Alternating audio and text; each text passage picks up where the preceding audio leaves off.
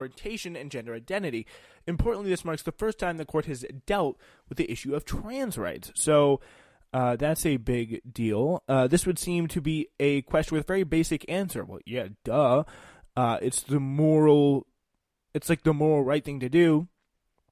But this is the Supreme Court we're talking about. So Trump and his cast of conservative demons got to work. So Samuel Alito, he talked to the New York Times about this, saying, quote, Samuel Alito, who expressed the most outward doubts of any justices, suggests that it would be absurd to conclude that when the Congress passed the Civil Rights Act of 1964, it intended to protect gay, lesbian, bisexual, and transgender people. You're trying to change the meaning of what Congress understood sex to mean, he told the lawyer Pamela Carlin.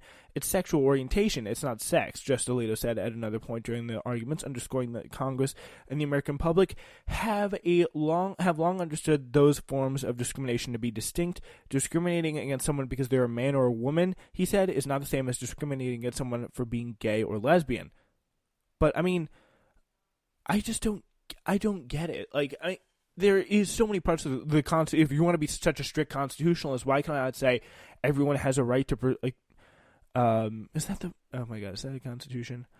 Like, the thing in the preamble, oh my gosh, am I thinking of, no, that's from the Declaration of Independence, but yeah, like, the idea is that, like, the idea that people should be treated equal, the idea that people should be, that's literally a huge part of the Constitution, huge part of the way our country is founded on. And maybe they didn't know about they weren't thinking of transgenderism when they passed that, but the intent of the bill was to protect against discrimination in general. That's why it's passed. It's for civil rights. But again, not really the lawyer here.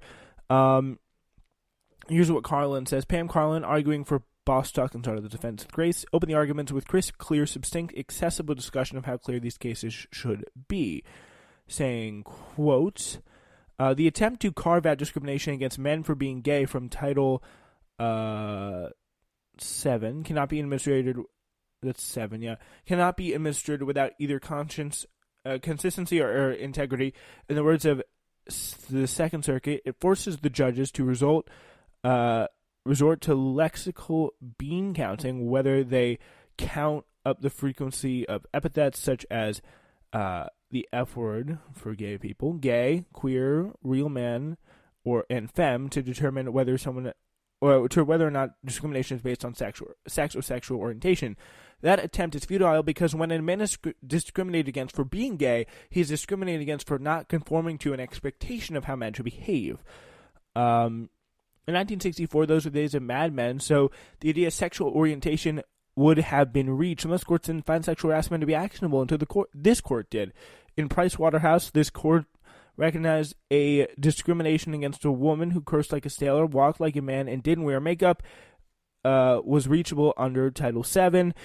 If you had asked members of Congress then what they had thought, they would not have been thinking about women like Ann Hopkins.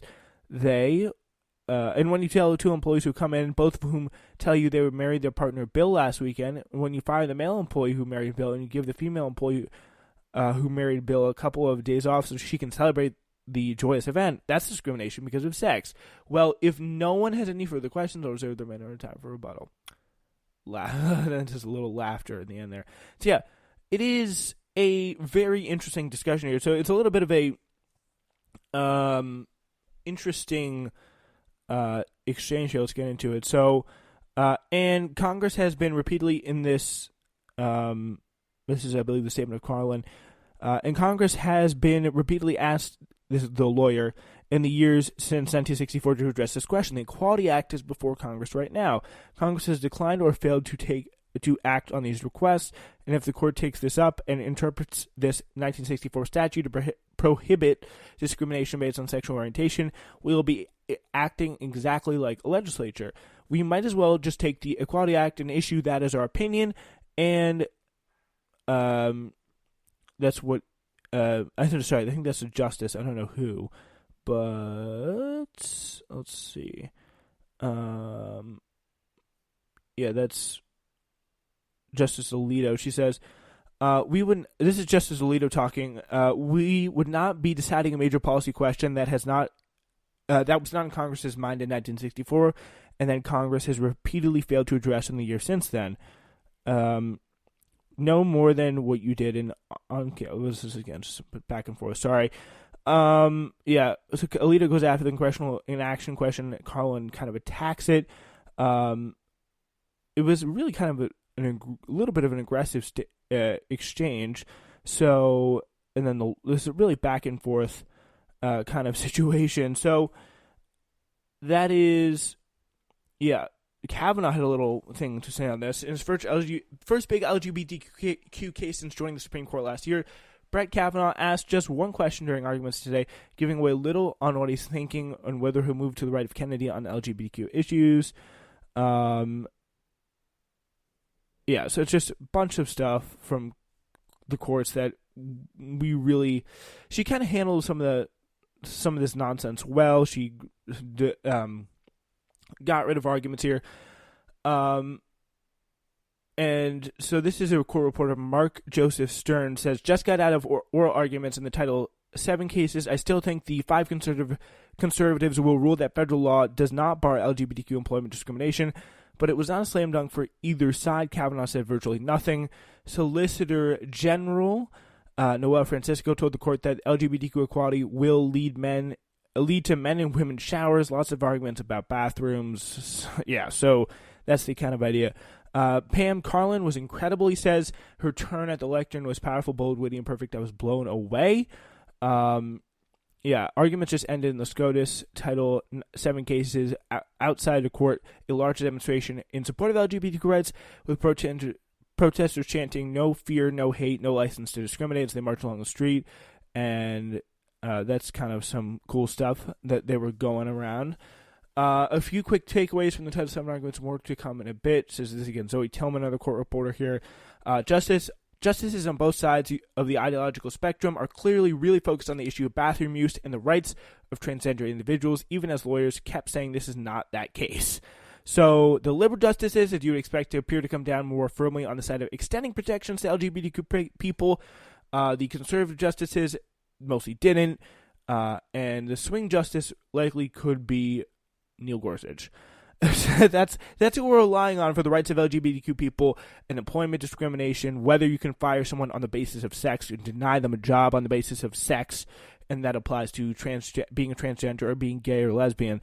So Amy Howe says, SCOTUS just finished oral arguments on whether federal civil rights laws protect LGBT employees. Case could hinge on Justice Neil Gorsuch, who acknowledged that question is close, but also expressed concern about massive social upheaval.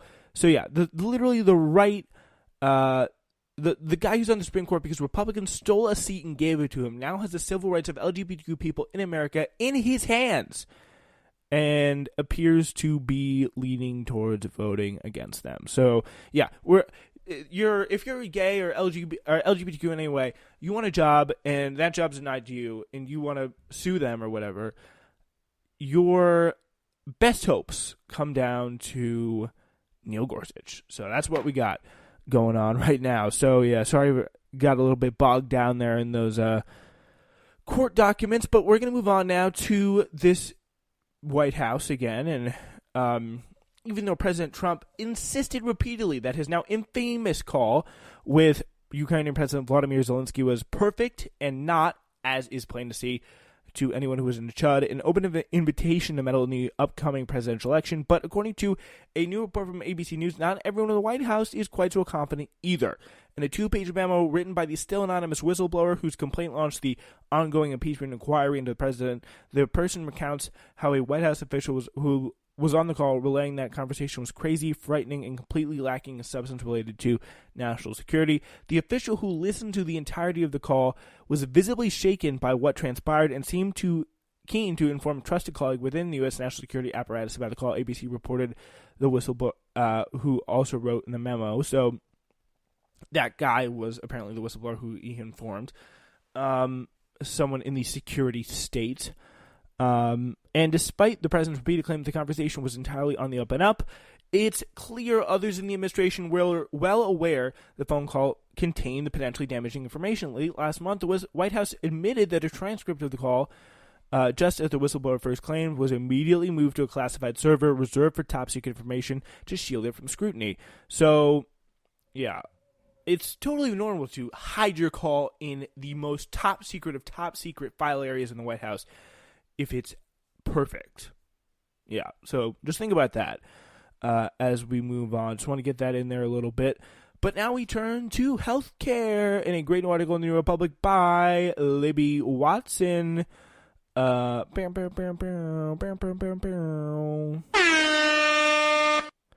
so Libby Watson starts off talking about the Villages. At a huge and frightening retirement community in Florida known as the Villages, Donald Trump promised to protect seniors from two of the most menacing monsters lurking under the beds, immigrants and socialism. Yet, you would think it might get boring blaming everything on foreigners and commies, but its political utility is tried and true. That's for damn sure. It's probably two of the biggest strategies since 1900. Yeah, so signing an executive order which did not mention immigrants at all before they assembled, Trump promised that he will never allow these politicians to steal your health care and give it away to illegal aliens. Democrats said that Democrats, he said, want to raid Medicare to fund a thing called socialism. There goes my head exploding. And that's a pretty crazy thing. He's going, especially if the nominee isn't someone like Bernie Sanders or maybe Elizabeth Warren, he's going to run on someone who wants to protect Medicare, who wants to protect your labor rights, who wants to look after your jobs. Like, he's going to shift himself into the working class kind of guy that he pretended to be last time, because it's like he knows that's what's successful. He knows appealing to the working class. He knows that kind of populism is what's going to get him ahead. He doesn't have to run like that. He has the media apparatus to cover his ass on that. But the thing is here that it is a very, very dangerous game to play, not nominating someone who can effectively counteract that. Joe Biden cannot. He has no populist leg to stand on. And Trump's going to tear him apart on that while running as that kind of guy who is there to like kind of save things. So, and he's going to do that from a populist perspective. So, and I saw a great tweet on this. Yeah, this is Chris Hayes. Trump's going to run as a man devoted to bringing down drug prices, which he said he was going to do, failed to do. Saving Obamacare, said he was going to do, failed to, or he didn't say it, but he wanted to destroy it. As an anti-corruption zealot, he's definitely going to do that. Laser focus on the impropriety of politicians' family members getting rich. That's what he's going to do if Biden wins. That is what he's going to do. Because that is his best strategy. He's not a political, or at least people around him are not political idiots. They know this. They know that's what's going to work for him. He knows what hits with a crowd. And that's it. That is it right there. And he's going to push that. He's going to manipulate the facts for his own gain. He's going to manipulate his record, that's for sure, for his own gain. And it's going to be, especially if Joe Biden wins, he'll have a much easier time doing it. It's going to be quite a scene to watch.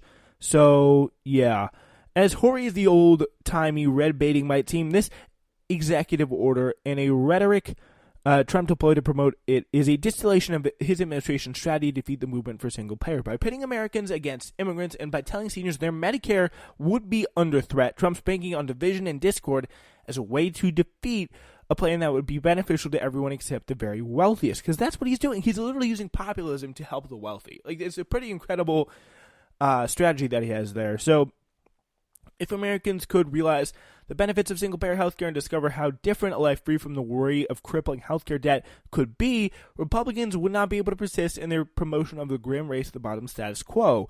If the fight were fought on merit and facts, Trump would have no hope.